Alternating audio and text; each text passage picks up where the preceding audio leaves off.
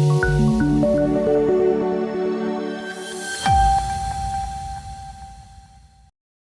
દર્શક મિત્રો, સમાચારની વાત કરવામાં આવે તો લીમખેડા પોલીસ સ્ટેશનમાં એએસઆઈ તરીકે ફરજ બજાવતા પોલીસ કર્મચારીના પર્સમાં રાખેલ રોકડની ચોરી કરનાર 3 આરોપીઓની અટકાયત કરવામાં આવી। લીમખેડા તાલુકાના મોટી બાંડીવાર ગામે આવેલ આઉટપોસ્ટની ઓફિસમાં અજાણ્યા તસ્કરોએ તાળું તોડી ગેરકાયદેસર રીતે પ્રવેશ કરી કચેરીના લોકરમાંથી લીમખેડા પોલીસ સ્ટેશનમાં એએસઆઈ તરીકે ફરજ બજાવતા પોલીસ કર્મચારીના પર્સમાં રાખેલા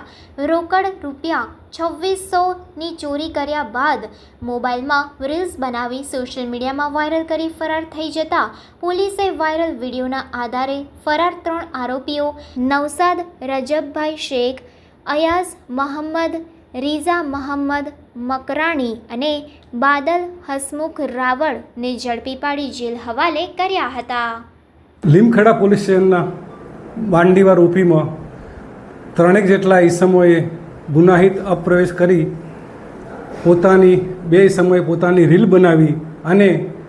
ટેબલના ડ્રોવરમાં પડેલ ઇન્ચાર્જ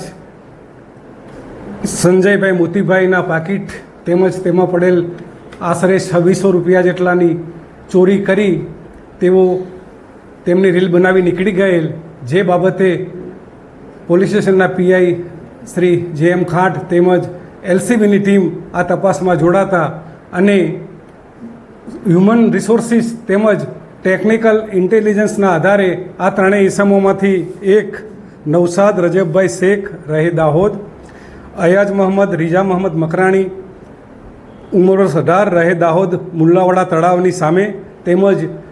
બાદલભાઈ હસમુખભાઈ રાવળ રહે દાહોદવાળા હોવાનું જણાતા અને આ ગુનામાં ગયેલ આશરે 2680 રૂપિયા તેમજ 3 મોબાઈલ અને ગુનામાંથી વાપરેલ જે હથિયાર હતું તે રિકવર કરવામાં આવેલ છે અને આ કામે 3 તોમતદારોને આજરોજ નામદાર કોર્ટમાં રજૂ કરતા નામદાર કોર્ટે સોમવાર સુધીના રિમાન્ડ આપેલ છે।